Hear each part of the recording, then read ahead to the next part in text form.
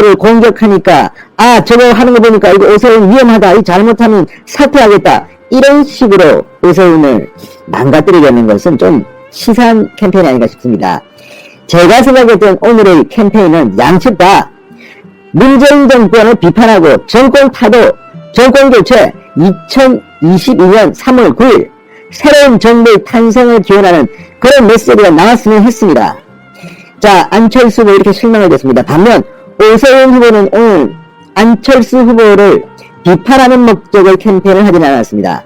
바로 정권 타도에 대한 대권 플랜, 집권 플랜을 이야기했습니다. 자, 지금 문재인 정권을 타도하기 위해서는 뭘 해야겠습니까? 뜻 있는 사람들이 힘을 모아야 합니다. 지금 안철수 후보는 첫날부터 마이너스 캠페인을 시작했습니다. 반면 오세훈 후보는 작정하고 플러스 캠페인을 시작했습니다. 물론 오세훈의 이 집권 플랜, 대권 플랜이 얼마나 지켜질지는 오세훈의 정성, 이런 것이 얼마나 작용하냐에 따라 바뀌겠지만, 오늘 오세훈은 첫 기자회견에서 2022년 3월 9일을 겨냥했습니다. 정권 교체를 이야기했습니다. 자, 무슨 말을 했을까요? 진성호의 직설 시작합니다.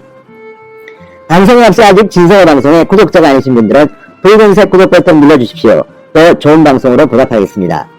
자, 국민의힘 오세훈 서울시장 후보 오늘 이렇게 말했습니다. 당일화가 되면 바로 윤석열, 김동연, 홍정욱, 검태섭 등 중도 우파 인사들을 삼고초려해서 개혁 우파 플랫폼을 만들겠다. 자, 오늘 국회에서 오세훈 후보는 주호영 원내대표, 권영세, 김웅, 윤희숙 의원 등 서울 지역구 의원들과 함께 기자회견을 열었습니다. 오세훈 후보는 이번 선거의 의미를 문재인 정권 민주당 심판으로 규정하고 국가경제와 국민의 삶을 파탄낸 무능 무책임 정권으로부터 서울을 탈환해 내년 정권교체의 교두보를 마련해야 하는 선거라고 말했습니다.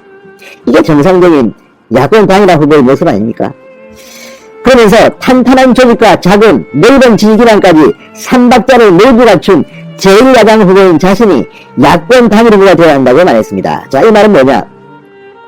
지금 국민의힘은 100석이 넘는 제1야당입니다. 반면 국민의당은 3석의 아주 미니 정당입니다.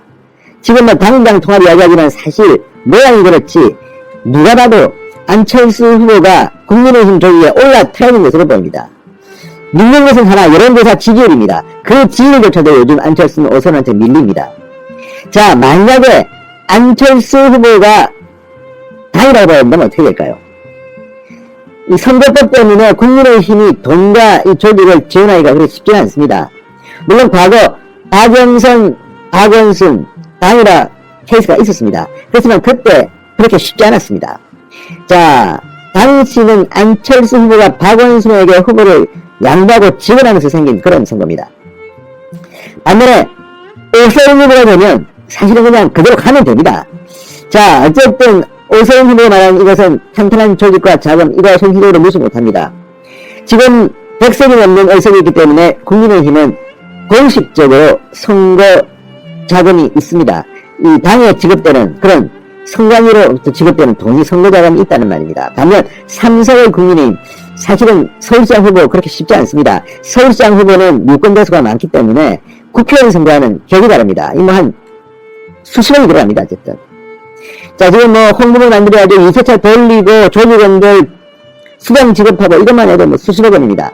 자, 그래서 아마도 안철수 후보가 여론조사를 빨리 해서 빨리 야권 단일화를 하자. 만약에 양측이 다 이렇게 돈을 써가지고 선거 선별을 하다가 단일화하게 되면 안철수 후보처럼 상당히 타격을 받습니다. 물론 안철수 후보는 엄청난 부자입니다. 1000억 이상의 재산이 있습니다. 그렇지만 선거는 다릅니다. 자, 어쨌든 오세훈은 첫날부터 정권교체를 이야기하기 시작했습니다. 윤석열을 이야기하고 김동연을 이야기하고 홍정을 이야기했습니다. 자, 자신을 오세훈 시장은 능력과 경험이 검증된 후보, 실체가 있는 대체 불가한 후보라고 말하면서 안철수 후보는 실체가 불분명한 야권연대, 정권교체를 외치는 신기루와 같은 후보라고 말하기도 했습니다. 자, 이 말은 이 야권연대라는 건 지금 현재 노력을 하는 과정이지 실체가 없습니다. 그리고 실제로 여기에 지금 숟가락 연구 등록한 사람들이 많지만 그 사람들이 과연 얼마나 큰 몫을 할지는 아무도 모릅니다. 자, 지금 그래도 대중적인 인기, 지지 기반 이런 것들을 보면 윤석열은 탁월합니다. 압도적입니다. 반드시 손을 잡아야 합니다. 오세훈 후보가 되게 되면 아마 윤석열은 국민의힘과 손잡을 가능성이 높습니다.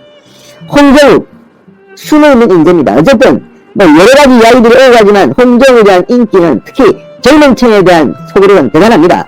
물론 젊은 층에서 홍정욱 전 의원의 딸 때문에 비판하는 사람도 많지만 그래도 다릅니다. 숨어있는 하나의 존재감이 있습니다. 김동연 전 경제부총리 나름대로 스토리가 있는 사람입니다. 인생 스토리가 있고 또 능력으로 봤을 때 상당히 제가 볼 때는 간단한 사람이라고 봅니다. 자, 금태섭 전 의원 물론 이 세 사람에 대해서는 제가 좀 아주 약체라고 봅니다. 재선의원이라고 하지만 민주당 쪽 아닙니까? 솔직히. 그렇지만 생각은 굉장히 어이없습니다. 특히 검찰개혁에 대해서 금태섭 의원이 민주당에서 당의 탄압 속에서 했던 발언들은 정말 눈길이 갑니다.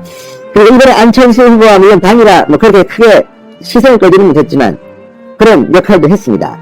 그렇지만 금태섭 전 의원은 제가 볼 때는 자유우파라는 이 가치에서는 조금 모르겠습니다. 본인의 생각이 어떤지는 정확히 모르겠지만 조금 이 중에서는 떨어집니다. 그렇지만 손 잡아야 합니다. 자, 그럼 이런 식으로 모이기 시작하는 이 외에도 상당히 많을 겁니다.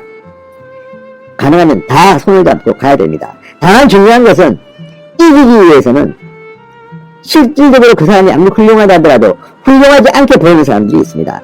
이런 사람들은 빼야 합니다. 특히 매일 숟가락 들고 나온 사람들이 있습니다. 제가 이런 말 안 하겠습니다.